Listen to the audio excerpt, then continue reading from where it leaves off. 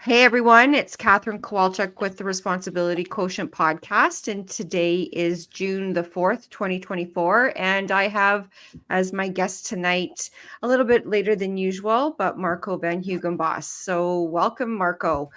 How are you doing these days? Good, good. Well, thanks for having me on. I look forward to having a good chat, but things are busy, so that's always a good thing considering what what life all has shoved what life has done to me in the last couple of months. So being busy is a great distraction. So Yeah, I can imagine. For those of you who don't know who Marco is a freedom fighting Albertan. He was involved with the Coots protest during the lockdown and mandates during COVID. And as a result of his role in the lockdowns, he was charged with mischief. And earlier this year, in April, I believe, right, Marco, you were convicted and you're facing a up to 10-year prison sentence as a result of this conviction. Is that correct? yeah, so mischief over 5,000 trial started the beginning of end of April, beginning of May, and finished the middle of May. And we were convicted. So about 6 weeks ago, actually, it seems like a long time ago, but it's only been 6 weeks ago. And the maximum penalty is 10 years. That's not what we're gonna get, but they are seeking jail time. So our next court date, our arraignment date, is July the 22nd. Myself with my co-accused, and that leads to our sentencing date toward the end of this year or beginning of next year. That date has not been set, but that date will be set on our arraignment date, July 22nd. So, yeah, nothing's quick Wow. when it comes to our legal system, but it's been a bit of a ride for sure. So tell me about your how you felt during the trial, and I know that you were expecting probably something like this to happen for yourself, but you weren't sure about the other two co-accused. But tell me a little bit more about how you felt that the trial was handled, um, by and large. Yeah, so the process itself went exactly the way it's designed to go. Um, a lot of people have issue with our legal system and the way it operates, and again, I might share those frustrations, but there was no foul play as a whole. We can look into our situation, our charges, and the political aspect of that. And yes, I'll have comments on that. And I believe there's a lot of interference there, and it's political retribution to some degree. But in and of itself, in that courtroom 6, courthouse 320, things went exactly the way they're designed to go. And many people will have issue with that, and that's understandable because the courts have been weaponized. Our system it's not justice focused anymore, it's legal focused, and it's not about all the details of the circumstance we were involved in, the situation we were involved in, all the details around the circumstance and the situation and the event. It was the letter of the law.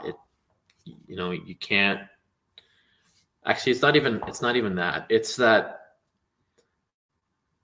whether you were a principal offender of the event in Coots, committing the crime of mischief, or aiding and abetting the principal offenders. So there was 3 different questions in the charge to the jury at the end of proceedings and it was a lengthy charge. It was like 50 some pages, but it came down to a few questions: whether we were the principal offenders, whether the Crown had made their case in relation to myself and my co-accused, or whether we aided and abetted the principal offenders. And well, it's pretty obvious that I was there for 18 days. That's never been up for discussion that Marco Van Huigenbos was in or around the vicinity of Coutts, Alberta during that time frame. But it didn't take into consideration why we were there.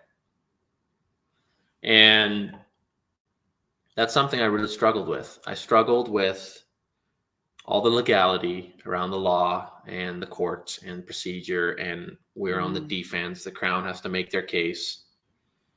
But there was no opportunity for us to rebuttal against the accusation of being there and why we were there. And they're going, like, the day that the Crown closed their case, we would have had an opportunity to bring forward witnesses, which we never did. There was nobody there. There's no witness that could have helped us in this situation, that could have said, oh, these men were innocent of what they were charging us of. Like, it's a very real charge. They were charging us with a charge that spoke to what they deemed was the offense. And I mean, that in and of itself was pretty hard to dispute. I know, and I think the biggest thing, and maybe where you're going with this, Marco, is that there seems to be no justice these days in terms of holding people accountable that really ought to be held accountable for what has been taking place the last number of years, especially during 2020 and beyond. Because what I'm seeing right now is men like yourself, women like Tamara Leach, being persecuted, being, the punishment is definitely part of the process. It's expensive. It's upended everybody's lives. Trying to hire a lawyer and get good legal representation. Yet we have the people who brought upon the lockdowns, implemented these unconstitutional mandates, coerced people to take an experimental jab that is causing significant harm and death among many people. Yet they seem to be continuing with their life as if nothing ever happened. Yet people who are rightfully resisting unlawful pieces of legislation, unjust, immoral legislation, are being held to this higher standard. And this is where we are in our world right now, where we have this moral conundrum and crossroads for many Canadians and Albertans. There's such a divide on these issues because the courts are no longer, or they're selectively choosing to enforce the rule of law. And of course, any semblance of rights and freedoms is similarly cherry picked in terms of what side of the political spectrum or political position you might have. Is that kind of where you're going with all of this? Well, 100% correct, right? People may say, well, Marco broke the law. And then I kind of chuckle and I say, yeah, maybe Marco did. Maybe Marco was involved in something that those looking in on this event without taking into consideration why we were there see us as criminals, see us behave. They deemed us behaving in a mischievous manner, right? But here's what I say to them, and here's the unfortunate part. The reason why we were there, the tyranny that we were opposing, that tyranny to some degree has been put to bed in the scale it was at that time, right? The mandates and such. But where is the accountability? Where is the accountability for those that forced law-abiding blue-collar, white-collar Canadians and Albertans to take it upon themselves to protest to the levels that they did? Yeah. Where's the accountability for them? There's been none. They broke the law. Well, There's actually been court proceedings that have shown that our chief medical officer of health and that Jason Kenney and those in positions of power didn't do things properly. The Ingram decision, for example. yep. So nobody wants to talk about that. Everybody wants to say, well, Marco, he broke the law. And what they really want, what they actually are telling me, and I'm running into this day in, day out, and it frustrated me to some point, and it still does, but I just chuckle now. What they really want is for me to just shut up and go away. They want us to shut up, do our time, because we're the bad ones. Don't worry. Let's not talk about the fact that what Coots was and what Coots ended up doing and saved thousands of lives. And I don't want to speak to that because there's thousands of people that were involved. But the heroes that were at that border are now an inconvenience to the conservative movement in this province, because it was a conservative government, and those conservatives are still in government. Well, I got a message for them. I'm sorry. I'm not going anywhere. I mean, I may go away for a little while, but I'm not going to shut up. And even family, even those close to me they think I'm making all the wrong choices. Well, I'm sorry. It's not a choice for me anymore. I've been put in a position, and that when I took that corner and I drove down Highway 4, January 29th, 2022, I could have never imagined what that decision would have done, or the consequences, and good and bad, how that has changed my life. And I'm on this trajectory now. And I mean, I believe in divine intervention.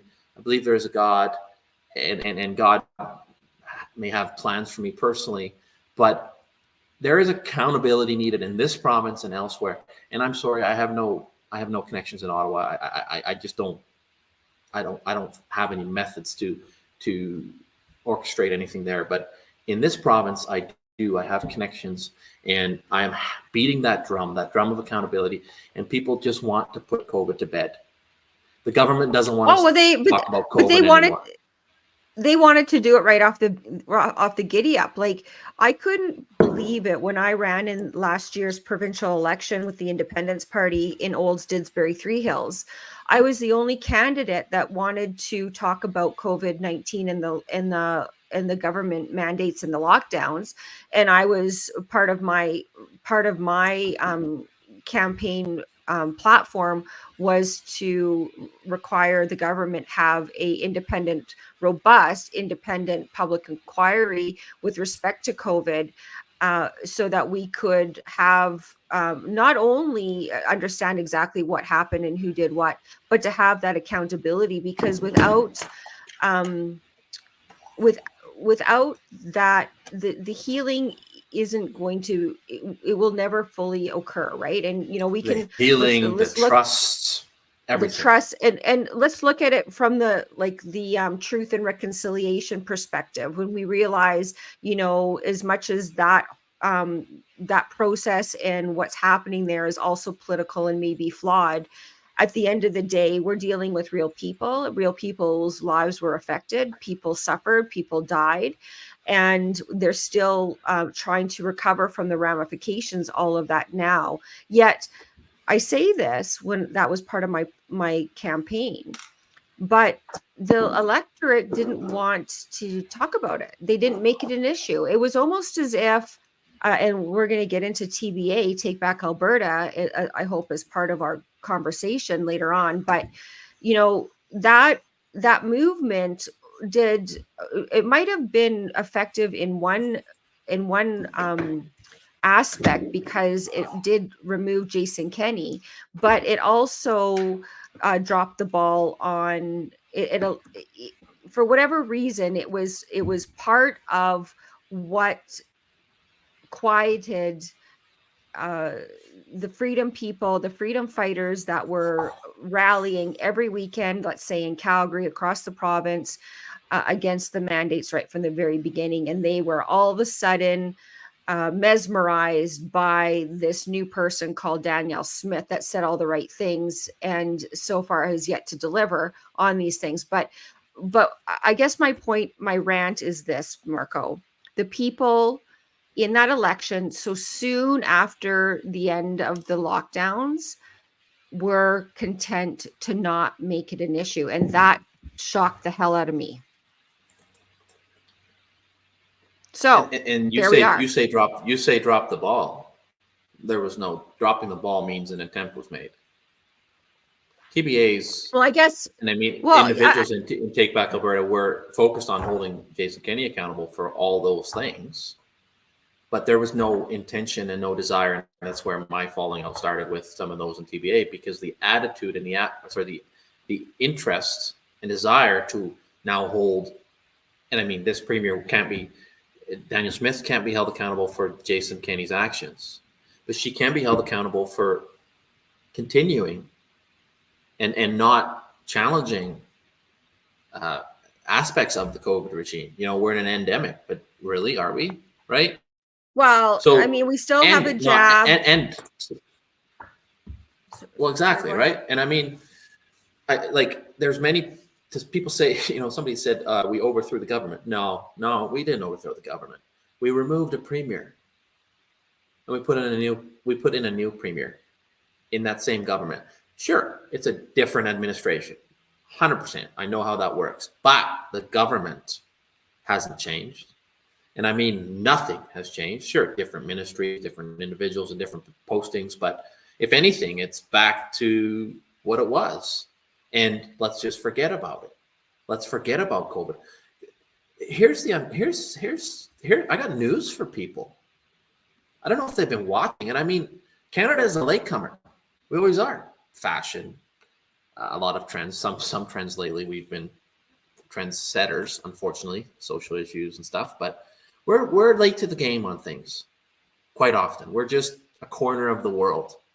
We're the corner of the Western Hemisphere, Western society. Well, guess what? COVID accountability, Canada is also late to the game. But it's coming. I promise you, it's coming. Look at the States. Look at what's happening there. Dr. Fauci this week. People are pissed, and rightfully so. And Canadians, It may take a while. It's almost like the 5 stages of grief. We're in denial, the first phase right now. Wait till we get to the second one. You know what the second one is? Anger. We're going to get there. Well, I think what's going to happen eventually is, and I've been saying this for many, many years, is pain is the touchstone for change, right? And I think unless somebody is personally affected by something, they tend not to make any moves because their life is comfortable. It's when life gets uncomfortable that people start to take notice and are more prone to want to participate in a solution. And I think that it's coming. We have a myriad of things that are working in concert together that are making life in Alberta for Albertans more challenging. We have these ridiculous climate change policies. We have this ridiculous diversity, equity, and inclusivity social program being rolled out throughout all of the institutions, not only our educational institutions, but also our governments as well, and corporations with the ESGs. And then, of course, we have this massive influx of seemingly uncontrolled hodgepodgey immigration that is completely changing the social, moral, and economic fabric of Alberta. And so we have these 3 things that are having a massive impact in Canada. They're having a massive impact in Alberta as well. And so I think it's a good time that we delve into, what I'm really passionate about, and I know you are too, is Alberta politics and where we are right now with Alberta politics, and with a premier who seemed to promise and say the right things and use the buzzword sovereignty to get the Freedom people off her back, but has, as you have kind of alluded to earlier, has failed to deliver, and in fact has turned out to be a premier that doesn't resemble really a conservative worldview, but rather is quite in line with a socialist left of center agenda. What do you think? Agreed. Well, I agree. I mean, I'll be the first to say that I might have got it wrong. And people ask me, what do you mean you got it wrong? Well, I was a big Danielle Smith supporter. I believe that Danielle Smith was authentic in her desire. And let me be clear, she may have been authentic at that time in her desire to meet the challenges and the anger that was presented or that was ripe in conservative circles at that time. That may have been a desire of hers. That may have been something she related to at that time. Unfortunately, that Danielle Smith is nowhere to be found. So was it authentic? It might have been authentic at that time, but it no longer is.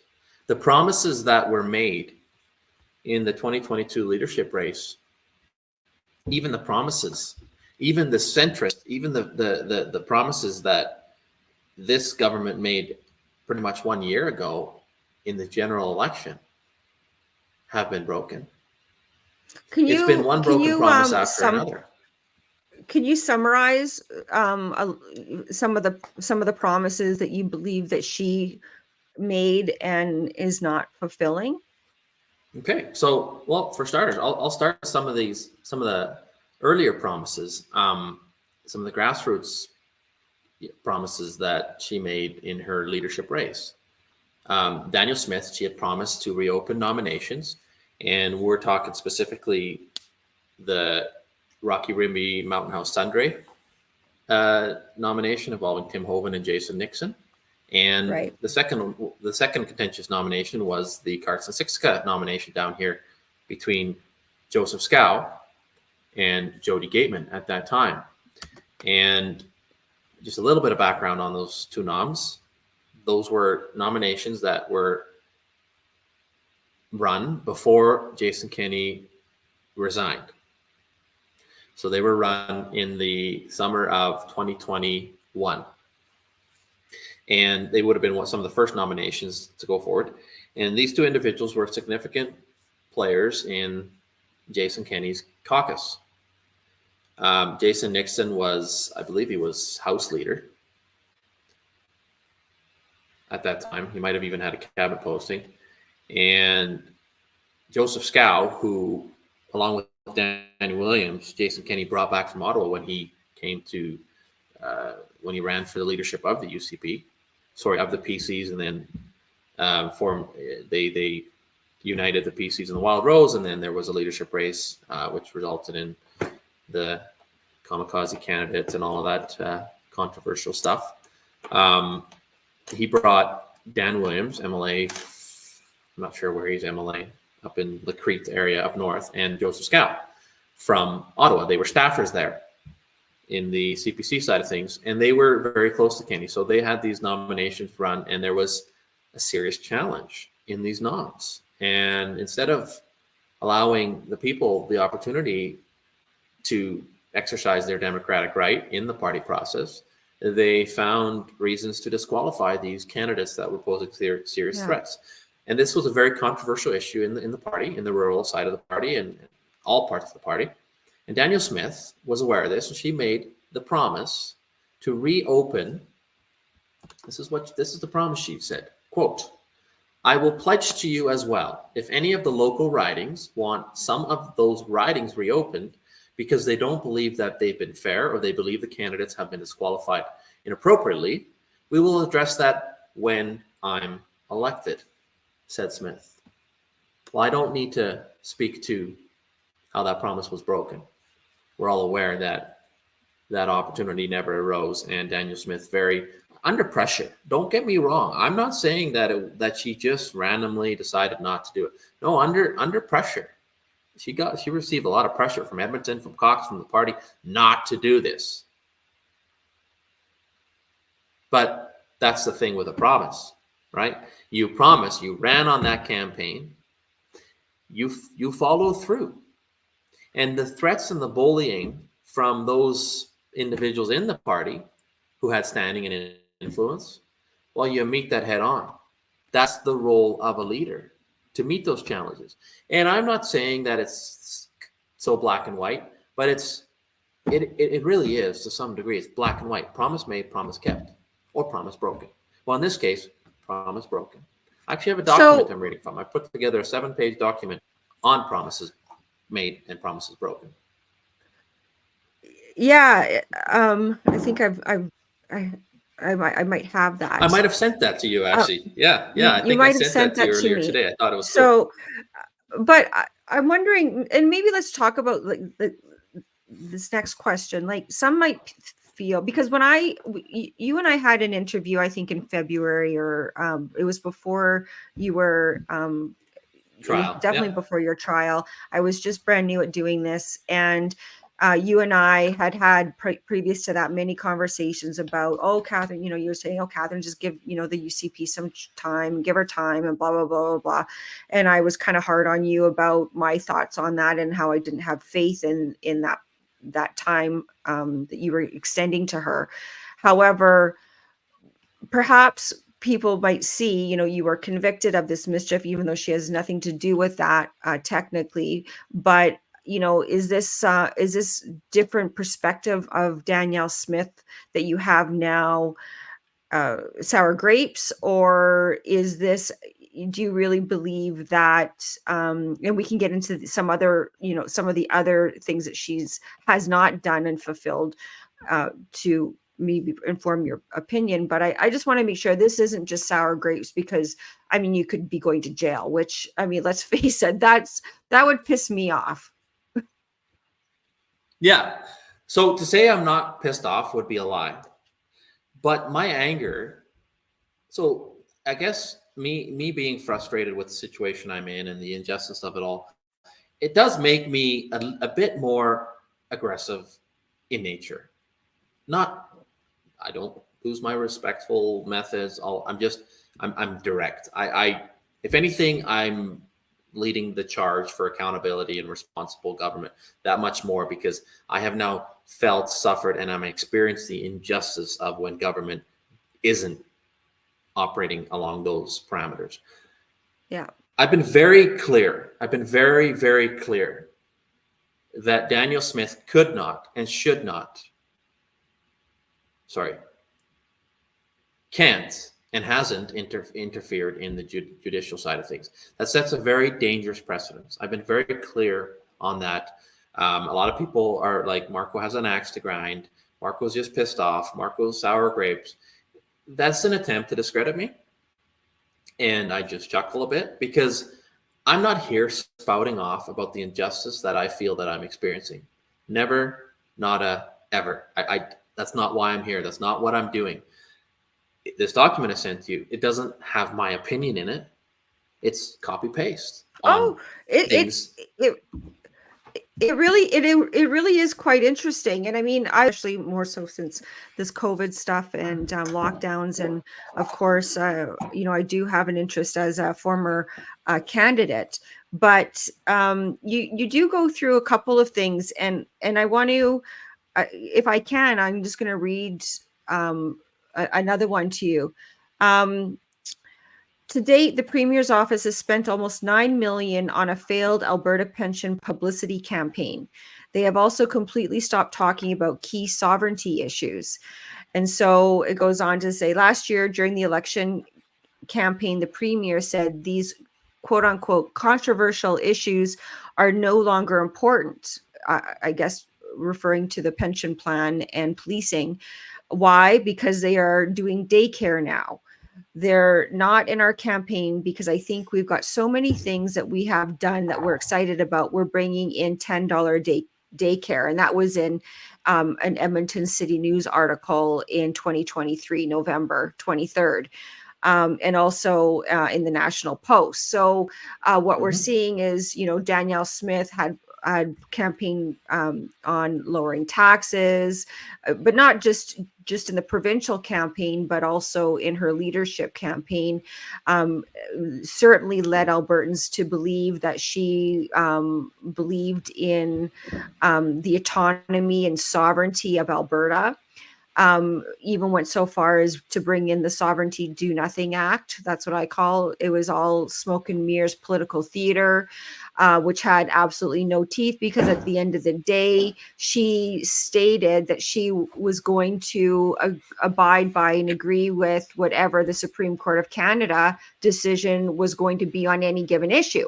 So, and we've seen thus far, a year and a half or a year into her term, I guess, as premier, that the Sovereignty Do Nothing Act hasn't been invoked because it does nothing that the province already didn't have at its fingertips through the Constitution, through Section 92. So for me, when I saw all that unfolding, because I was with the Independence Party at the time, and I do still believe that independence is the only viable solution to get us out of this mess that Canada is dragging us into, and all the leaders in Canada as well. But when I saw all of this, it just reminded me of all the political theater that is happening. And in fact, the reason why nothing has happened with that piece of legislation thus far is because there's nothing to happen with it. There's nothing that piece of legislation gave, other than a platform for Danielle Smith to try to reel in the people that were really, really upset. That's my take on it. It's political appeasement, a strongly worded promise that turns into a piece of legislation that has no teeth to it. I mean, promise kept, promise made, promise kept. The reality is, all these sovereignty issues that Danielle Smith tied to her campaign, including her key piece, the Sovereignty Act, came from the Fair Panel deal. The Fair Panel, all the recommendations that Fair Panel deal, which actually went out there and interviewed Albertans, put together. There were some really good initiatives and recommendations that came out of the Fair Panel. And where's that gone? Well, it's shelved. That's now shelved. Danielle Smith's promises are shelved because you read one of those off. But I mean, yeah, there's a group. We can read more. Well, we can get there, but let's talk about some of these issues, like the Alberta pension plan. Like you said, they bungled the $7.5 to $9 million publicity campaign last year. I didn't see any value come out of that. I don't know if I ever got a message or seen something even come across my social media screen, sponsored or something along those lines. I'm not sure who got the contract and what happened with it, but I think that's worth an investigation. But there's now an organization, and I got to give them a lot of credit. They're doing the best they can. There's a group of individuals they call themselves Alberta First, and they're getting a lot of information out there. They're filling town halls, and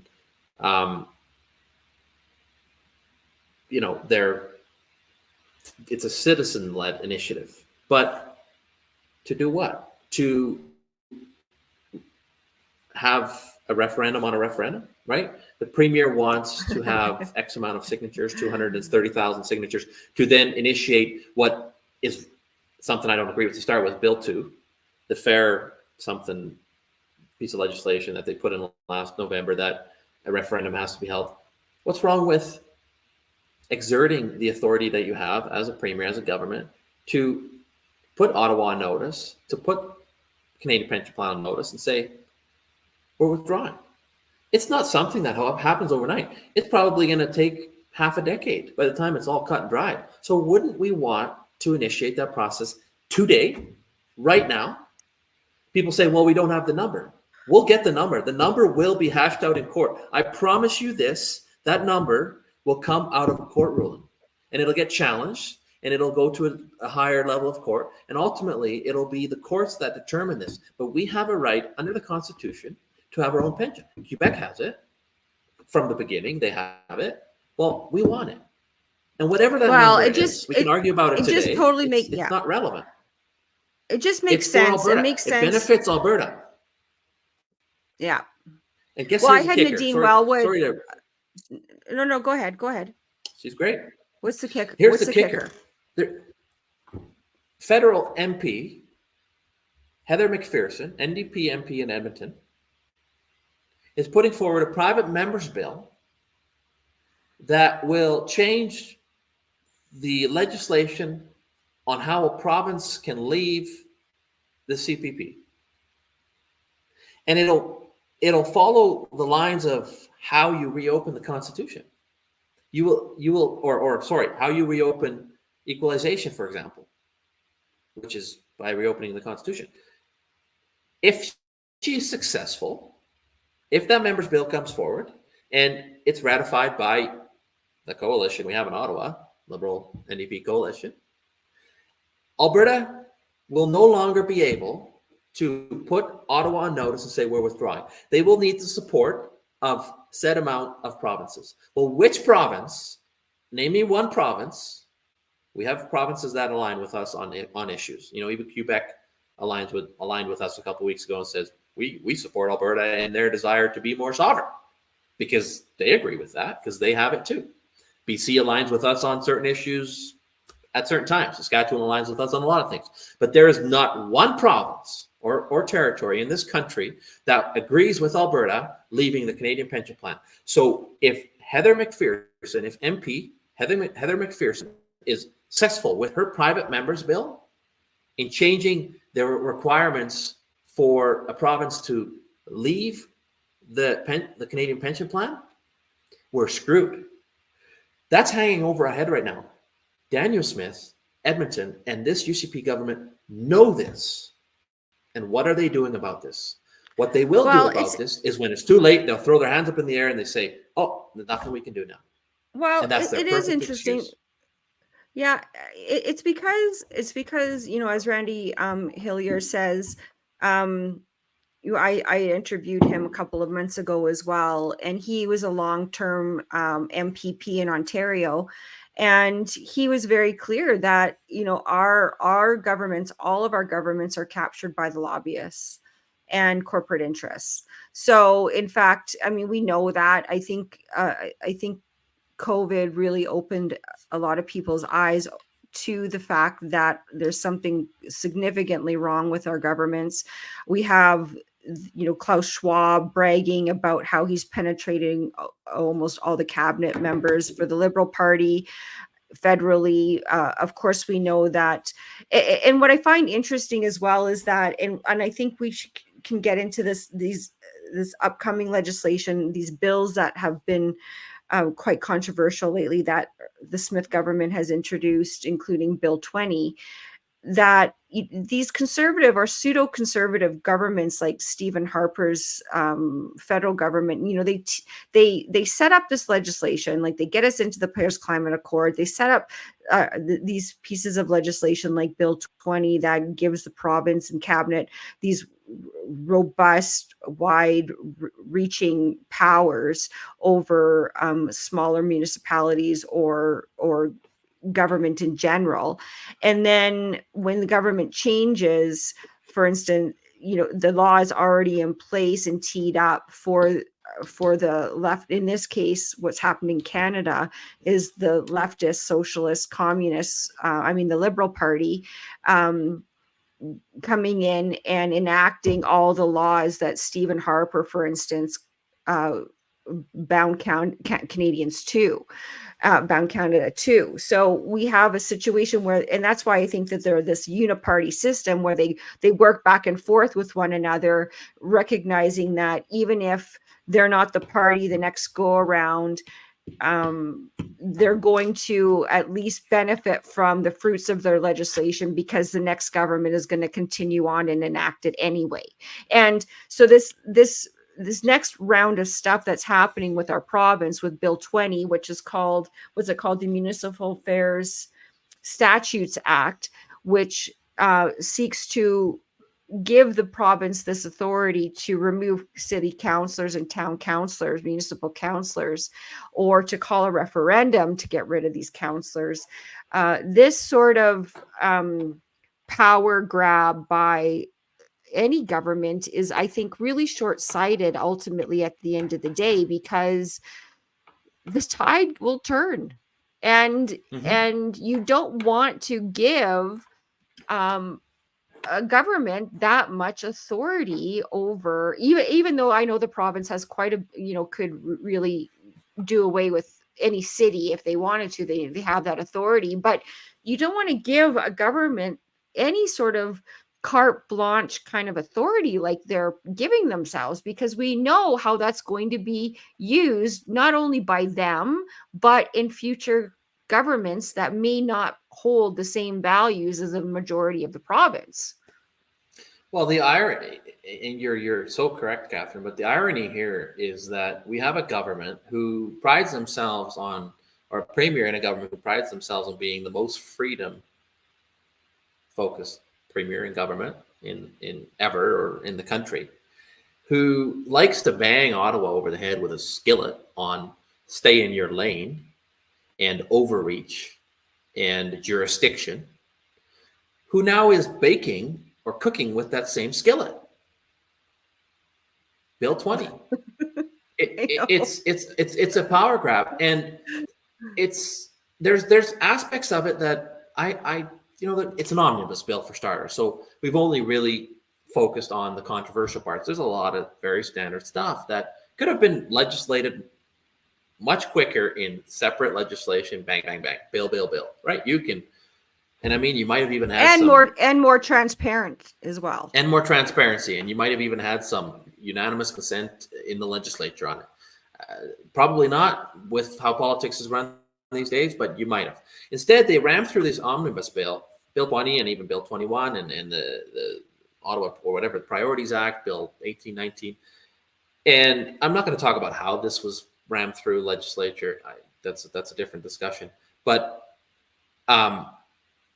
to put this, like, to essentially give a partisan group of individuals that authority in, because that's it. Like, people say, oh, it's a UCP in power right now. Correct.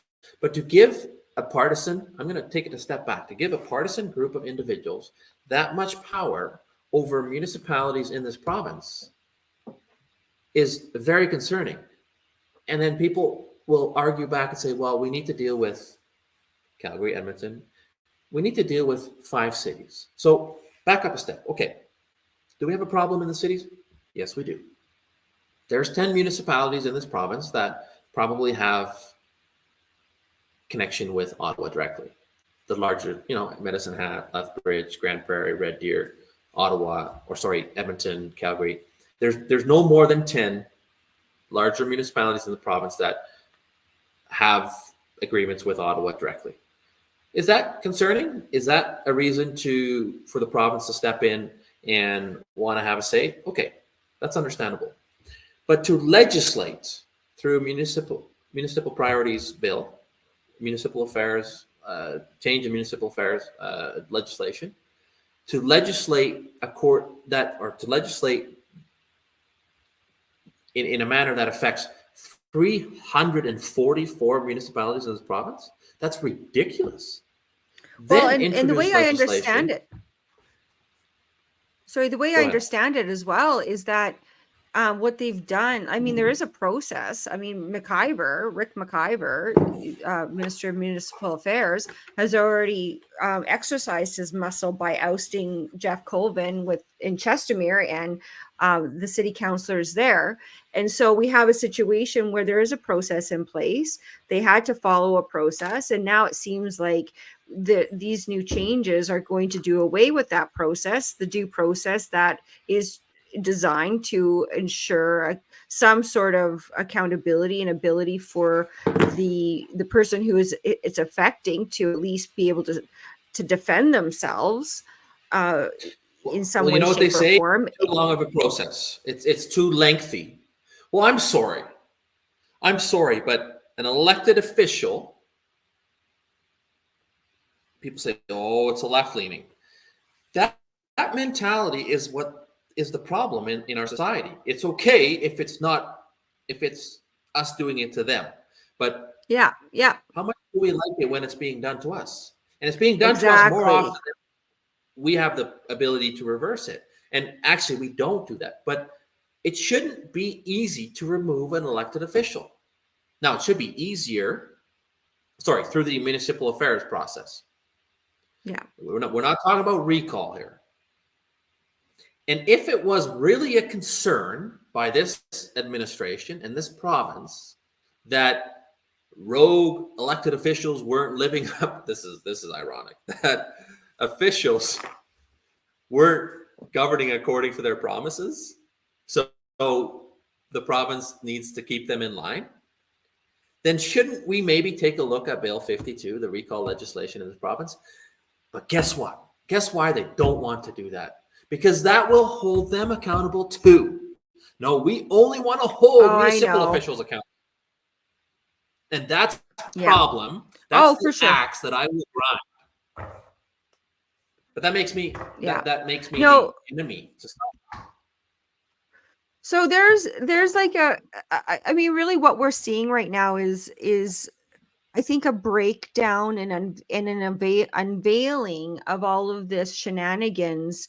And I think it's a great opportunity for Albertans right now, because it's okay to have had faith in somebody and to change your mind about them because they haven't delivered. I mean, a lot of people they still have a lot of faith in Smith, that she's she can't do anything, I hear, because of X, Y, and Z excuse. And I don't buy it. I'm kind of the person that believes in, you tell the truth no matter what. And the stakes are too high these days in order to play politics the way that it has traditionally been done. And from my perspective, we are on the cusp of World War III. We are under threat of the World Health Organization having total control over Canada and our healthcare sovereignty.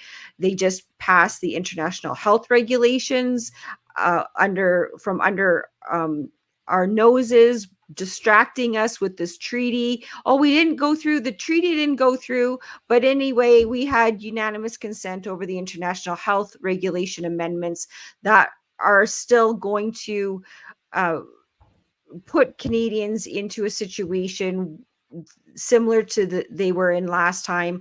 We know that the avian bird flu scam is on its way through, and we know that the agenda for these maniacs is to depopulate and to have complete worldwide control over the citizens of this planet, which includes everything from what kind of car you can drive or whether you can drive a car. We have Edmonton implementing the 15-minute city here in Alberta, right under the nose of the most freedom-loving premier, who is saying absolutely nothing about it. And then we have, by and large, these politicians across Canada and within Alberta who aren't talking about these major issues that are going to forever transform Alberta and Albertans' way of life. Instead, she's playing dress up with certain special interest groups, and she's bringing in legislation that is going to decimate Alberta's economy. Anybody who is fulfilling the globalist World Economic Forum ESG net zero agenda is a globalist. And so I think it's time for all of Albertans to realize, all conservative Albertans to realize, that they've been duped and that they need to maybe pivot and make a different choice. Okay. So a lot of people will be like, okay, that's a lot. I don't agree with any of it, or I don't agree with some of that. Yeah. And they may not be there yet. So take a step back, Catherine. Take a step back to 2018, 2017, 2015, and just and go back to what conservatism was all about, what the provincial politics was all about. The PCs, government, fiscal responsibility. Social issues back then were a lot less complicated even, but let's go back to the fiscal responsibility side of things. Let's say Smith has delivered on their mind she can't do anything, and this is federal and foreign and it's not our jurisdiction. Okay, well, let's go back to some of the promises that Smith has made in relation to fiscal responsibility, what the party strives for, the UCP party strives for in relation to fiscal responsibility, and where we're actually at. Well, for starters, we all were promised a tax cut in the general last year. Yeah. That has completely, and here's what that would have entailed. Smith said every Albertan earning over 60,000 could save $760 annually, $760 annually, and those earning less than 60,000 would see a 20% reduction to their provincial tax under the proposed plan. It will result in real and significant savings that can be put towards housing, life's other necessities, planning for the future, or whatever else is a priority for you, Smith said. Okay, well, guess what? When the time came for this tax cut to be implemented, the budget earlier this year, 2024 budget, right? That's when you incorporate a tax cut. There wasn't room for it. It was scrapped, or sorry, delayed. Now I say delayed or scrapped because we've already forgotten about it. And here's something that columnist Rick Bell, and I can appreciate Rick Bell at times. He cuts straight to the crap. You know what he said? Oh, might have just no, you're still good here. He said, "What's to consult? It was a promise." Yeah, it was a promise of a tax cut. We were promised by a premier in a general, like some people say, well, she could say, she couldn't deliver on all of her leadership race promises because of caucus, and she didn't know, she made some mistakes, and she probably did. She didn't know how the judicial system works, all of that. But this is now Premier Smith running to remain Premier Smith in May of 2023, where she makes a promise to deliver a tax cut. That promise was not met. So it's another promise broken. This is not a COVID. This is not a social issue. This is not a world no, this is to all those progressives, those progressive conservatives. This is a fiscal promise made and broken. But guess what there was money for? There was money for trains. There was $1.8 billion for Dow Canada and their net zero. And now we're going back into this, climate well, change. you can't avoid it because it's part of it. And integrated in everything. There was $1.8 billion. That's just one example of corporate welfare. But there wasn't a few dollars for Albertans. We keep on, this administration and this premier loves to bang Ottawa over the head about affordability. And don't get me wrong, I agree with them. Affordability is a huge problem. We are in a crisis. We are in the beginning of a significant crisis in relation to affordability. Inflation is a huge issue. The cost of everything has gone up. Corporations are out of control. Corporate profits are through the roof. But what is Alberta doing in relation to affordability? It's we're master manipulators. We're master deflectors, is what this administration. Well, and in fact, this and her budget, and in this there you go, little document that you said, the budget, you have $71.2 billion in spending, a 20% increase over the $59.4 billion budget tabled by Kenney before he left in 2022. Smith hiked provincial spending in 2 years by more than the Notley government did in 4 years. Between her final $56.2 billion budget in 2018 and the last one by the Conservatives. So we have a situation where spending is quite out of control under this UCP government. And, of course, that conservatism is about, and one of the things that I know that the party does support is decreased spending, yet she's increased spending in the budget. She's not reducing the taxes. These are having a major impact to everyday life in Alberta and for Albertans, as you rightly point out. So, I mean, you're right. I mean, the globalist stuff might be too much for people to chew on in terms of, getting their head around, but she has failed to meet many of the promises that she Well, these are the UCP had founding committed principles, to. right? Yeah, so Exactly. these are the founding principles: fiscal responsibility, including balanced budgets, debt reduction, and respect for taxpayer money. And there's been some debt reduction. There's been some contributions to the Heritage Fund, which is all great. I mean, credit where credit's due. Limited government. I don't think we're making the cut. We're setting up more crown corporations than, like, this UCP government is setting up more crown corporations than ever before, including limited government, including low levels of taxation to help generate economic growth. Taxation is low, but here's the interesting part. People look at taxation as the tax rate. Well, you know what else is called taxes? Fees, levies, everything that goes to government is a tax. Licenses, registration, it's all taxes. Did you know that the some license or some properties, title registrations, there's a fee. Oh yeah, that's going up. That fee, that's going up. Like, we're not, not 10%, not 15%. You want to know how much it went up? It went up 150% in 1 year, from budget 2023 to budget 2025. It was $2.50, or sorry, 2.5% for every $1,000 of value. Now it's at 5. Yeah, it's quite unsustainable. 150%. It's quite it's not sustainable, and we can't for myself, we are being taxed literally into poverty, and it's which leads to death. I mean, ultimately that's what happens, right? And so we have to start to get this under control. I want it, but I'm also cognizant of the time, and we've been talking for about an hour.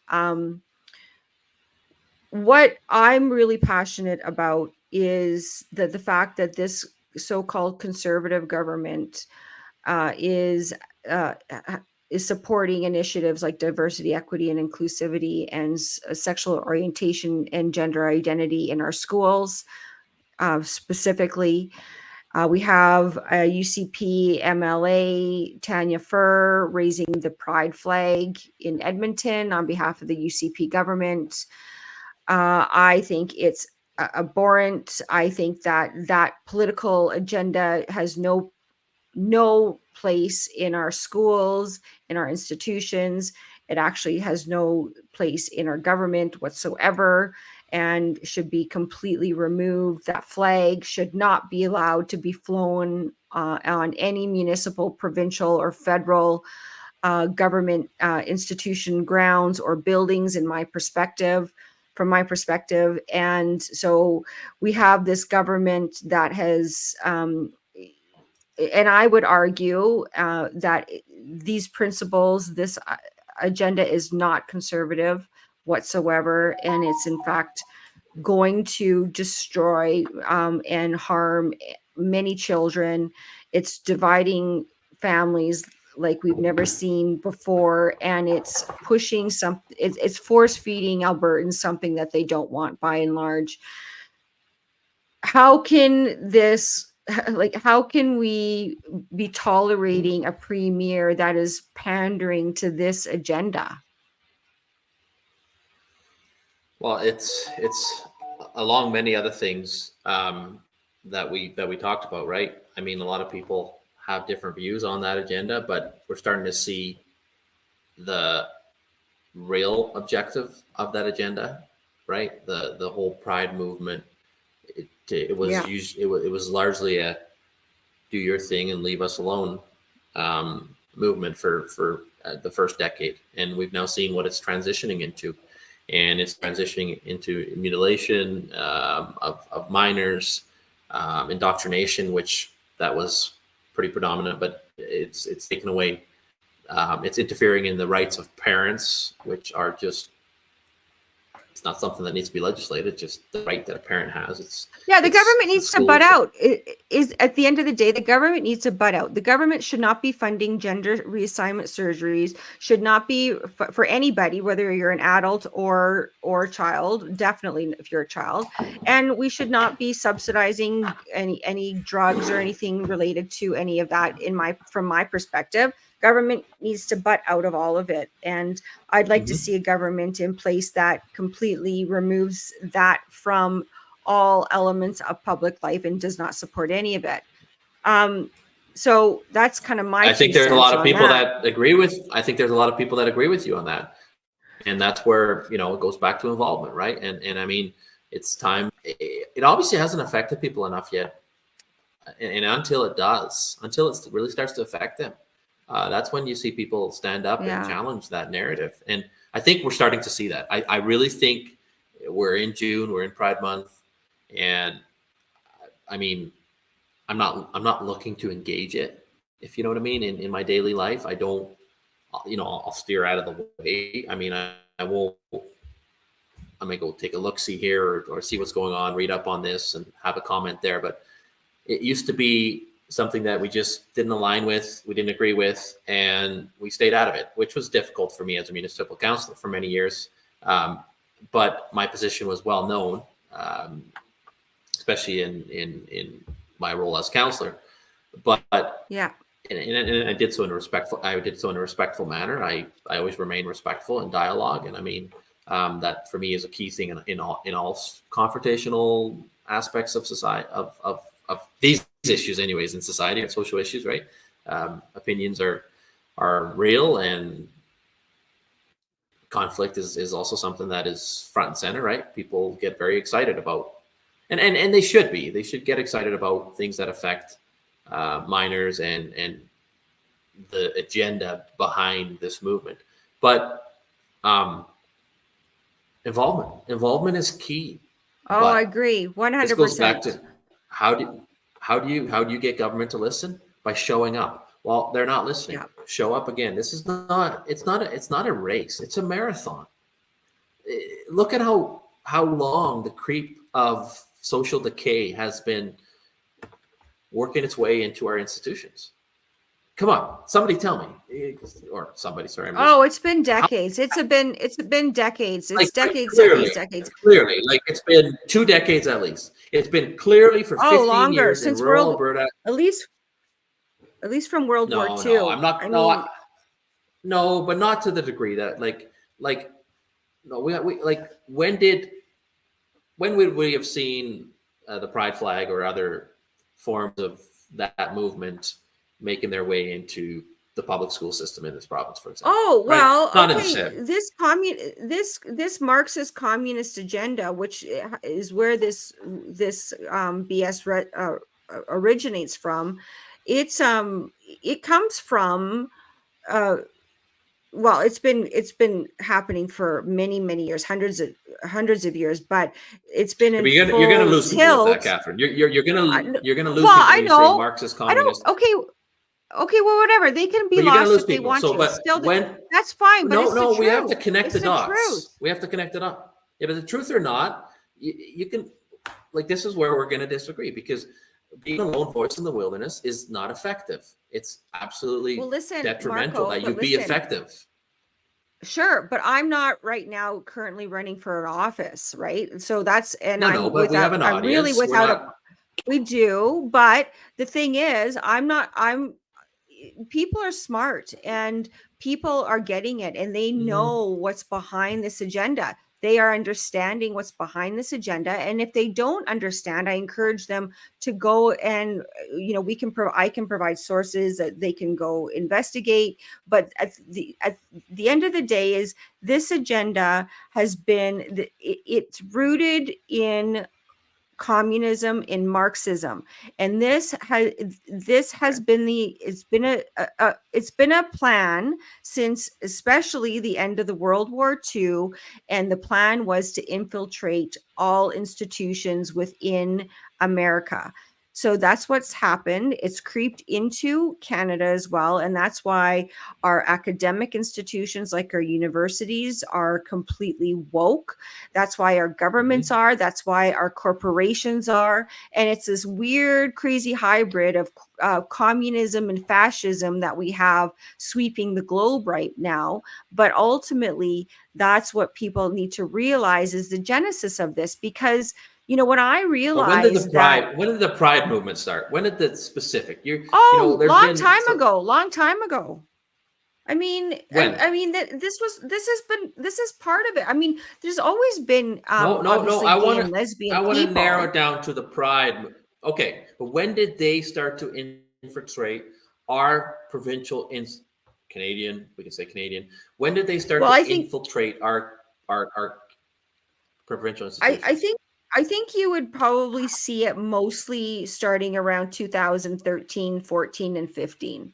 I think that's when I was going to say 2010, that era, but we're probably close there, right? But because that's what most people see, that connection, right? Now it's tied back to an agenda that is bigger. Absolutely, I'm not disputing that, but what people see and what we're looking to challenge, because I have difficulty, and I mean, I'm always open to entertaining and have discussions that extend beyond our international borders, but I have difficulty focusing and putting real effort and thought into something that is so far beyond our control and involvement and scope that it makes absolutely no sense for me to lose sleep over it, focus on it, try to change it when there's no way for me to change it. Like, I mean, even Ottawa, for example, is something so out of reach for me and you and for many Albertans. It really doesn't matter what we think, and this is in general as Albertans, we're Canadians. We are not. We don't matter. We do matter, obviously. If there was a natural disaster, we matter, but we don't matter enough for them to legislate accordingly. So never mind Ottawa. If we now go to where these in Geneva, the UN, Brussels, the EU, Switzerland, Davos. I understand the connection, but I have no ability. So unless I'm part of an international organization that has real ability and we lobby government and we show up at these conventions like the one that happened last week or this week, maybe that's something we need to do. But right now we can build walls. Okay. Well, okay, Marco, the thing is there is a solution actually. It's a separatist solution, and we have a mechanism on. Well, no. We I don't know, we leave the Constitution of Canada and become our own nation state. And in fact, there's a mechanism, and just like pulling out of the pension plan, it's not going to be swift, quick, or easy, but there is a mechanism to do that. Yes. And the thing is, though, we need to recognize, we need to understand the head of the snake in order for us to be able to chop the snake's head off. And that no, we're not chopping this. No, I disagree. But ultimately, not chopping the snake's head off. Okay, well, you may not want to, but we will never succeed there. But Marco, we still need to understand what it is that we're dealing with. At some level, we need to understand. Sure, but we need to understand what's behind that, because okay, and this is the problem. When you deal with things in a piecemeal manner that do not relate to the head of the snake continues to want to eat, and it doesn't matter what kind of changes you make, legislative or otherwise, unless you make efforts to get rid of that head of the snake with the real evil that's causing all of this. All of our fruits and efforts will be for nothing, because it will still want to be fed. We need to understand, ultimately, we need to pick our battles. We need to see what we can achieve as individuals, given the resources that we have as citizens. Sure, I agree with that. We don't have necessarily the funding or the manpower to be able to fight Davos, Switzerland, but we need to understand what's behind it. We need to understand the evil that we see in Edmonton, and we need to understand where the genesis of that. If we don't understand the genesis of that, then all of these other things that we think are victories won't be victories, because at the end of the day, they'll be completely whitewashed by the same agenda, ultimately at the end of the day. And that's what I believe. So yeah, having an understanding of what's going on right now doesn't mean that that's the issue we need to tackle, but we do need to understand that this is an issue. We need to where this understand originates from, because but your because, level for instance, of what you want, what you want to understand, Catherine, and what you're willing to understand, and what you're willing and able to comprehend, and your interest, you mentioned it 10 minutes ago, what really interests you is this DEI. That is exclusive to very few. It intrigues me to some degree, not to the same level, I'll be honest, but it doesn't it interests people enough as to how it affects them locally, provincially, and maybe nationally. Maybe Albertans, conservative Albertans, and less than ever conservative Albertans care about issues nationally. So you got to, like, when you say pick your battles, understanding all of that, correct. People in key positions leading the charge need to have knowledge of the issue, how all of that, counterattack, you name it, the agenda. But to try to educate people on this, good luck. People don't have the understanding. A lot of people don't have the ability, the interest, or the ability to understand this complex issue. All they know is it's infiltrated our systems. Getting them to show up is such a substantial effort. I would know. Getting them to just show up for their own issues locally is local issues, I get it. Provincial issues. So to focus on something that is completely out of our jurisdiction, out of my jurisdiction, it just doesn't. It doesn't resonate. It doesn't resonate. Okay, I hear it. I hear what you're saying. I hear what you're saying, Marco, but it is in our jurisdiction. It's in our government. It's in the policies. It's the thing. No. Listen, right? It's the thing. It's the thing that's influencing our laws in the creation of our laws. Mm-hmm. So if we don't address it, then like everything else, it doesn't really matter. But can we address it federally? Can we address it federally? Well, like we've tried to change legislation federally. We can. No, I don't think we can. Of course we can. It's called the Clarity Act. How does Alberta influence legislation? Now, unless Alberta is aligned with Ontario and Quebec on this issue, but how does Alberta alone influence government in Ottawa? Like, even if it's a conservative government, let's say Pierre Poilievre wins, we're still second fiddle. Alberta's always been second fiddle. And now I'm talking about all issues, not just this issue. So while Pierre Poilievre is actually pushing back on some of this, he's on the campaign trail, right? These guys are good. They know the issues. They know the buttons to push. But when they're actually in government, which I believe they'll form government. Now things may change. Mark Carney, Liberal rebound. I'm not going to get into that, but if the CPC forms government, do we actually believe that maybe there's one non-CPC MP in this province, maybe Heather McPherson holds her seat, but do we believe that all the staunch rural blue MPs in Alberta, some in cabinet, will matter? No, they won't, because it's always about Central Canada. And when we say Central Canada, I'm not talking about Winnipeg. Well, that's why I'm saying we got to leave Confederation. Right. Like, so then, right. That's what we have to do. But then talk about jurisdiction. So there is a solution. So we have to talk about jurisdiction. Yeah. Well, I know, but that's there is Edmonton. a solution. That's not Ottawa. That's not Davos. That's not Geneva. It's Edmonton. Because to say Edmonton is evil, I mean, it's everywhere. I mean, it's in every municipality. It's Marco, evil abounds. Marco, but we have a government. No. We have a government that's implementing net zero. Net zero is a World Economic Forum UN agenda-driven initiative. Okay, the Paris Climate Accord is net zero 2050. We have Danielle Smith jumping up and down, getting all excited about net zero 2050. But you're focused on the person. No, no, And no, I don't no, do no, that. no, no, no, no, no, no. I'm focusing on her government because you know what? The NDP government is no different. Then And the focus on the UCP, government. okay, well, Okay, I you am go on. focusing on the government. Okay, whatever. You want me to, now you're getting all like No, no, defensive no, about no. the I'm not. person. I'm not getting defensive. Okay. I'm saying that you say Daniel Smith jumping up and down. I mean, let's Well, focus like she it, because does. She gets really excited. human nature abounds everywhere.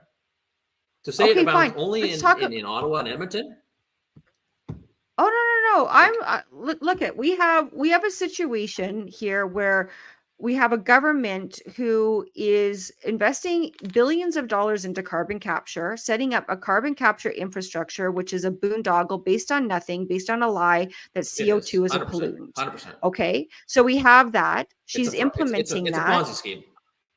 Yeah, Okay, yeah. for sure. She's implementing that. Okay. She's wanting to double immigration in Alberta by 2050. She stated that in a Sean Newman podcast in December of 2023. I get asked this all the time. Yeah. I get called a liar all the time because I bring this point up and people are shocked when they learn this, but it's true. And so when you're implementing a globalist agenda, you don't get to divorce yourself from the fact that it's a globalist agenda and say that we have to deal with local issues. These issues, I know, yes, we do have to deal with the local issues, but they're We being have to highly deal with the influenced by the globalist agenda locally. globalist agenda. And that's Right, why right. I believe now is more than ever, like there are many good reasons why Alberta, why I believe in separation, and they have to do with the economics. We've been given a really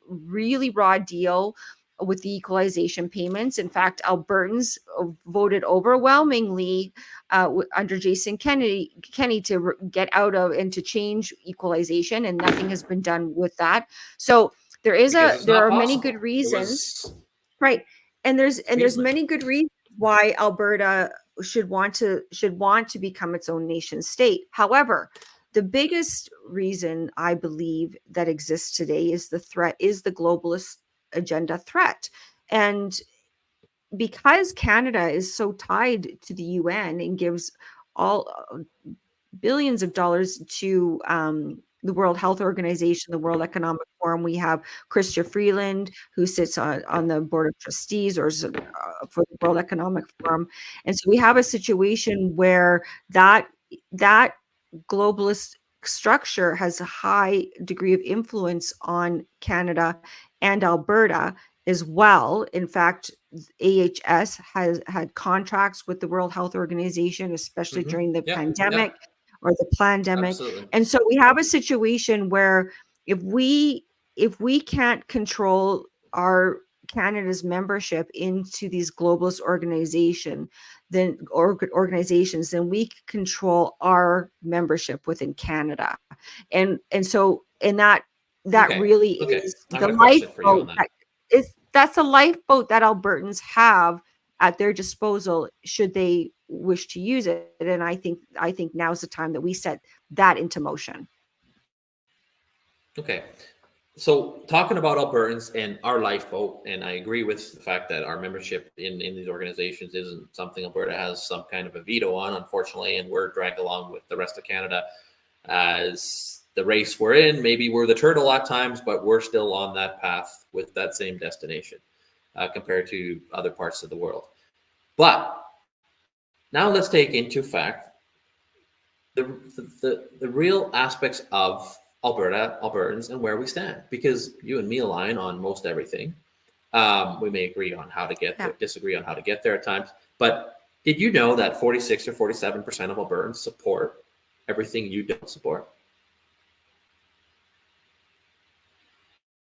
So for sure. It's well, okay, it's okay. nuts. So how do you propose that? How do you? I'm just playing devil's advocate here, but how do you propose? Because you can say Rachel Notley's not Albertan, but she is. She really is. All those NDPs, like all those 85,000 members of the NDP party at this point, they're Albertan too. Now, I mean, I think they're behaving very un-Albertan, but I mean, they're. But I think reality. I think how do we? Yeah. I think you already answered your question. This is a marathon. It's not a sprint. Like if we recognize the real trouble No, but I'm that we're talking. No, in I'm sorry. as I'm talking about Albertans. eliminating the agenda from our bound. I'm sorry. I'm not talking about how we get there. I think there's enough people there. I think there's enough majority to form government, and then for government to take these steps without having a referendum on every bloody initiative. I don't think everything has to be a referendum, even though everybody wants a referendum.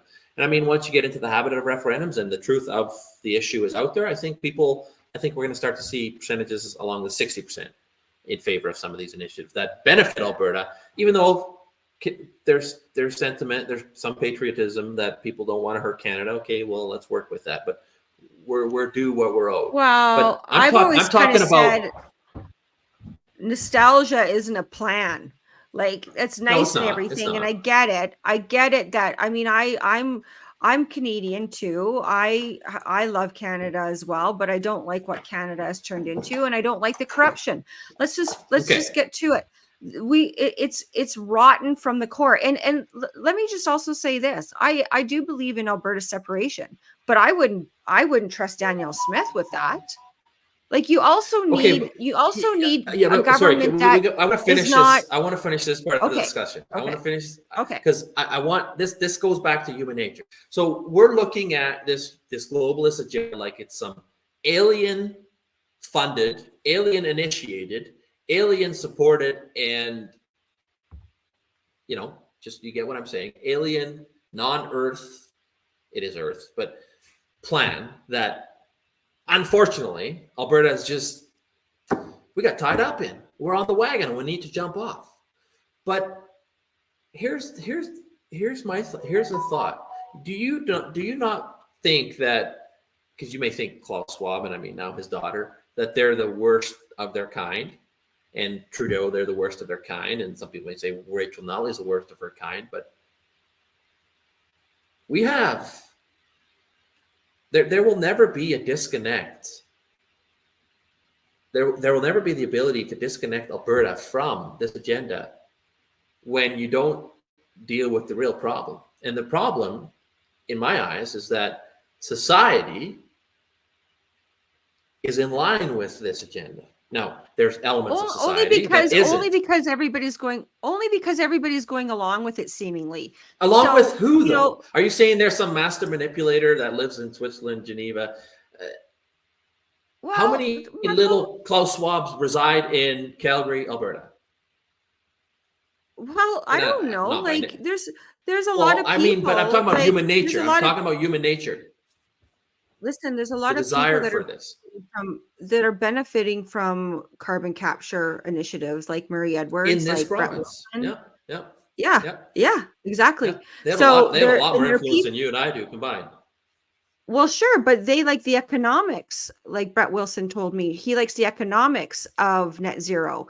So what he's really saying to me is that he likes the money, and so that's fine when you're.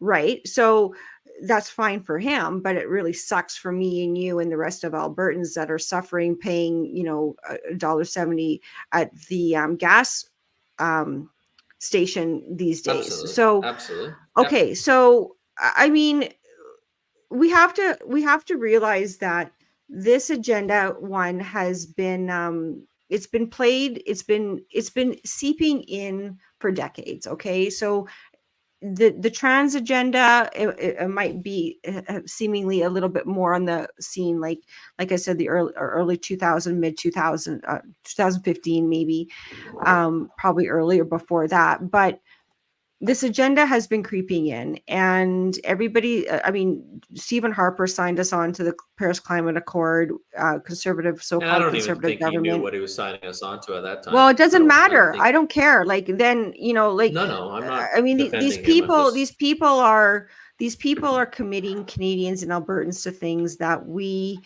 are now, that our leaders are implementing. Colonel David Redmond, he spoke at NCI, the National Citizens Coalition Initiative, or is that what it's called? Initiative? NCI. National Citizens Initiative. Yeah, Citizens Initiative that was going around with Sean Buckley and his group of people. It was originally started, I think, by Preston Manning was supposed to be part of it. In any event, he if anybody wants to listen to that, it's a long presentation by Colonel Redmond, but he was involved with implementing and creating the emergency response system for Alberta, and he was the first to point out that Alberta did not follow the emergency response that they had already laid out when COVID hit. And why didn't they follow it? Because they were receiving directives from the World Health Organization at the time, even though we were, as Albertans, unaware of what was going on. That's why in every jurisdiction we had similar pieces of legislation. We all had circles and dots on the floors. We all had plexiglass. Like, it was all the same coordinated effort, right? Somebody had to do that, and it happened through the World Health Organization.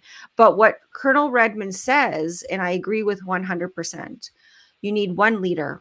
You need one person in Canada, one leader, such as a Danielle Smith, who's a premier, to start telling the truth about all of this and calling it out. And that pertained to COVID, and I still believe in that, but it also pertains to the bullshit around net zero 2050, and the whole idea that CO2 is a pollutant, and creating an industry out of carbon capture that doesn't exist on the backs of hardworking Albertans that will eventually be bankrupted by this imaginary money system, that the commodity that they've created. And you need one leader to call them out on the destructiveness of immigration and why that is bad. And when you have that one leader, just like you and not immigration as a whole, not immigration as a whole. Okay, well, but my point being, Marco, is that you need one person. I'm an immigrant. To sure, that's fine. I'm talking about mass uncontrolled immigration that we're having immigration right now. that doesn't align with the social fabric of Alberta. Exactly. I'm not talking about eliminate. But I know, but everybody's anti-immigrant. Well, I know, but people need to clarify that. That's a big thing for me, because I'm an immigrant first. Yes. Landed. Well, of course. I'm talking about this what's happening right now, which from jurisdictions that no longer. And besides which, we don't have the infrastructure to be able to deal with this, obviously. So my point even the is interprovincial immigration. My point is exactly, even interprovincial. My point is this: we need one leader, and Danielle Smith can still do it. I think she can still do it. She can still be the champion. She can start tomorrow. And you know what she has to do, Marco? All she has to do is tell the truth. Just tell the truth. It's not that hard. And it's not that hard. Well, I mean, it is hard. No. It's hard. It's hard when you. It's hard for, depending on what your objectives are. Now, will she get reelected? Probably not. But you know what? Exactly. I bet you but maybe she does, because you know what? People want to trust their elected officials. People trust is at an all-time low. There's no accountability within government. There, like, all of these things, like, like these congressional hearings. Yeah, Fauci said this. Nothing's going to happen. Like, we recognize this. It's just all political theater, and then life goes on the way it is. But if she could change the tide of how politics is done in this world, and she could be the inspiration for others to do the same. And that's what I want for the leaders of our province. I want somebody to stand up and say, no, we're not doing this. And I don't care if I don't get reelected. This is the right thing to say. This is the truth, and I'm not going to go along with it, and you can't pay me off. That's what I want. Mm-hmm. And I want people to be held accountable. I want people to go to jail, and I want, if they are found guilty of a crime, and there are many crimes that need to be investigated, many actions that need to be investigated, especially for the last four years. And we need leadership in Alberta that's prepared to do that. And I think that would be a good first step for people to do. So on that note, we've been talking for an hour and a half. And I agree with that last statement. I agree with the last statement. So and I know that you've been pushing on social media. The UCP is having an AGM coming up in the fall, I believe. November 1st and 2nd, correct? Yeah. November 1st, and I know that early bird hope to tickets see you are. there. Well, I hope to as well, but I'm kind of still in limbo here. I don't have my membership back, and we'll see what happens. I put in my application for my membership to be reinstated, and let's hope that I get to become a member and participate in the Uniparty in this democratic process, so-called democratic process. But I do want to be involved. I do want to be involved. I want to be involved. I want to be part of a solution of a better Alberta, and I know you do too. And that's why I'm really pulling for you. Like, I really want you to be kicking around here, and I hope that you get. I hope that your sentence isn't too harsh, is what I'm saying. Oh, that way. Yeah. I mean, that may backfire on them if it is harsh. I mean, I don't know. But you know what? As they say, like, as I always say, reality and perfection are synonymous, right? I do believe in it. I believe in God. I believe that whatever is happening exactly right now is happening for a reason. And it's really up to us to look at. We don't always understand. Yeah. We don't understand why. And sometimes the biggest, adversities turn out to be the biggest blessings and the biggest gifts. Certainly that's been my experience in my personal life. Maybe Marco needs to go to jail for a year. Maybe there's something that needs to happen. I don't know. I mean, I'm going to put a humor into it, right? I'm always one to crack a joke. I mean, I have two choices. You can laugh or you can cry. I'm not a big crier. Nobody wants to see me cry. So maybe, but in all seriousness, my dad said it too. Maybe Marco has to go to jail. And people say that's ridiculous, and it is. But trying to understand that is difficult because I'm facing jail now. I mean, I'm convicted, and I actually talked to my lawyer today about an appeal, which we're not there yet. But I just, we want to fix things now, and we don't have time. I mean, I have friends who just, they want to start a revolution tomorrow, and I'm joking, but we're out of time, and it's like 10 years from now, right? 10 years from now, we'll realize how much time we had, and we wish we would have started yesterday on this year-long plan, which we don't have time for today, right? But 2 years from now, when we could have started the 2-year plan, and we wish we would have. And I'm talking in general. It's like, sometimes it's like, even in a day, it's like, oh, it's going to take me 3 hours to get there. 3 hours later, it's like, shit, I should have just done it, right? I should have just started. I know. Well, exactly. Like, why put off? We're procrastinators, right? Yeah. Well, we are, and I certainly can be, for sure. So, in addition to getting involved with the party to influence the policies there, and potentially the leader of that party, as well, join like the NDP as well. They're going through a leadership race right now, so that's certainly going to be exciting, and it should be important for people to participate in that as well.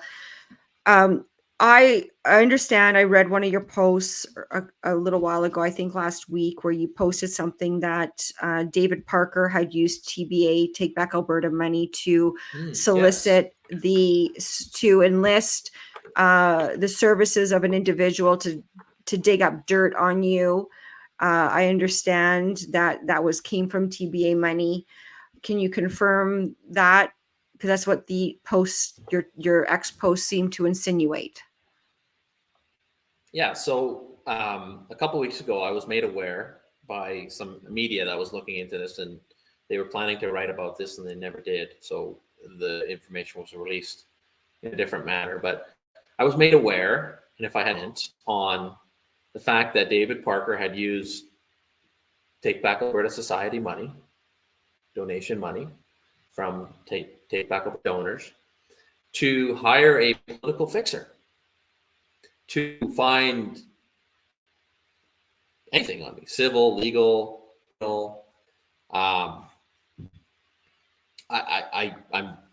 I think many people know there's very little love lost between David Parker and myself, but on my part, I've been transparent on it, as much as people haven't agreed with my position at times. They, for the sake of stability and unity, but sometimes I'm like, screw that, screw stability, screw unity. This is the truth. This is what's happening, and I'm not saying I got it all right, but I was clear on what had happened and the deterioration of our relationship. And I challenged David Parker, in aspects of the organization and his positions. And I think Parker's I'm not here to talk about David Parker, but he's a different individual, and he's an individual that needs, in my mind, needs serious help. But me standing up to him was one of the greatest sins a person could commit, right? To challenge David Parker, never mind privately, publicly. And I challenged him. It went public. It was in articles. Don Bray did it. It was a big old drawn out political feud, but it kind of went away, and he needed me gone as the CFO, as the director. So there was an agreement for me to leave, and that meant some reimbursements and some transfers. And I had always said, an amicable resolution for me to exit the organization. I never started it. I was there from the beginning, almost after day one, but I didn't co-found it. So I didn't feel like it was mine to sabotage or control or hold on to. No, I was more than willing to say, we no longer agree. I leave. You have it. And a lot of people left with me. A lot of people stayed. I don't care about that. It's broken apart now largely, but that was a problem for David. And he was out to get me from that moment on. I think spring last year, after the general, so early summer. And, there was a lot of rumors being spread about me by him. And it always came back to me via connections that I had, that he had. And you know how politics is, right? So it wasn't ideal. It wasn't fun. And there's a few times that I sort of responded or reciprocated, but I largely left it alone. Unfortunately, the details of our agreement were never solidified, were never followed up on and followed through on. And I, to some degree, gave up on that. And, it's a lost enterprise, and the financial aspect of it, it's unfortunate.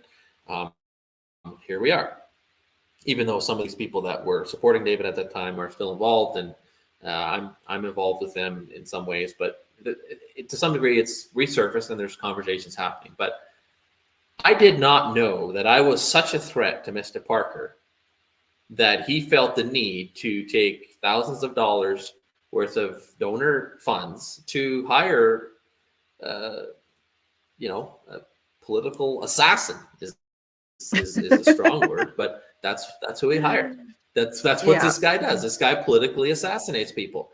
And interestingly enough, nothing transpired. And I was on a show with this individual named David Wallace here a week or two ago, and I I said, so what did you find on me? And he says, well, there's not a whole lot to find on you. Yeah, I saw that actually. I did see that, and he did say that. Well, my life has been public the last 3 years, very public. And I'm human. I've made mistakes, but there was just some humor behind my question. I'm going to put him on the spot. Like, hey, what'd you find? Anything. And it was, he answered smoothly, but it's kind of disgusting. And, well, I just want to say that I'm glad I didn't. Well, I think so. I'm just glad that I didn't donate to that, if that's where the funds were going, to dig up dirt on Marco. But anyway, I'll say this to those that still support TBA. I'm done with that. If you want to shill for David Parker, you think and somehow you want to coexist with me, I'm sorry. No, that's not okay. You want to be involved in Take Back Alberta and talk to me about accountability, responsibility, and all these great things, and you want to continue to shill for David Parker and ignore all the wrongdoings because he's done this, I'm sorry. Then you've become the thing you are fighting. Then you've become exactly the thing you're fighting. We all make mistakes, but to go to that level, to cross very clear red lines, it's unacceptable. And for those involved in that organization to not only fail to hold Mr. Parker accountable, but to aid and abet him by being silent, by being complicit in that organization, how do you expect any kind of blessing or success for your initiatives when you are part of essentially the same thing that you're fighting? Hey, listen, I am 100% on board with that. I agree with that, Marco, and I agree that that same philosophy needs to be extended through all areas, through my little village here that I live in, to that council, all the way up to the premier's office, all the way up to the prime minister's office, all the way up to whoever the head of that snake is, wherever they're just sitting. People. They're just people. And they're just people, but we need to have that accountability. And I know you're a man of integrity. 100%. I try to be a woman of integrity and to admit when I'm wrong, tell the truth, and put one foot in front of the other. I truly want to leave a better world for my kids. I want people. I want the freedom to say what I want to say. I want to be left alone to live my life. And I want to get out of this debt slavery system that we're in. But you know what? We've been chatting for a long time, and I'm sure people need to hit the hay, as they say. I really enjoy our conversations, Marco. I think that you're a great guy, and I'm looking forward to working with you in some way, shape, or form. To help change things for the better. Yeah, and Katherine, I appreciate you having me on. I mean, we challenge each other, and that's I need to be challenged, and I think you need to be challenged. But we can do that respectfully. And I mean, sometimes when you're interrupting each other, it's one thing, but it's not just a conversation where it's like, oh, I agree with you, and there's another state. No, we're diving into the issues, and I understand this is what people would say talk. You know, it's what is this? Like we're not actually fixing things, right? But we're talking about the issues. We're spreading awareness. So in some way, there is definitely an action item here. I think so. Important. I mean, we're having this conversation, and everybody says, don't talk about politics, don't talk about religion. Well, screw that. We're going to talk about it. We're going to talk about all of it. We can't talk about politics and religion in the same time, though. But like church and state, like we got to keep that separate. Oh yeah. We do actually, Marco. But that will be another. Oh, yeah. That will be another podcast. Okay, man. Awesome. Thanks so much for coming on. I'm going to end things, and we will be in touch. We'll touch base throughout, and of course, I want to hear all about everything as your criminal matter proceeds as well. Yeah, unfolds. Yeah. So keep me in the loop, please. Thanks for having me on. Okay, Katherine. Thanks. Stay on while I end this. Okay. Thanks everyone for tuning in. Just wanted to let you know, June 6th, 2 days from now, I'm having Donald Lee on as my guest. I can't wait for that. So tune in a few days for another episode of Responsibility Quotient Podcast. Good night, everyone.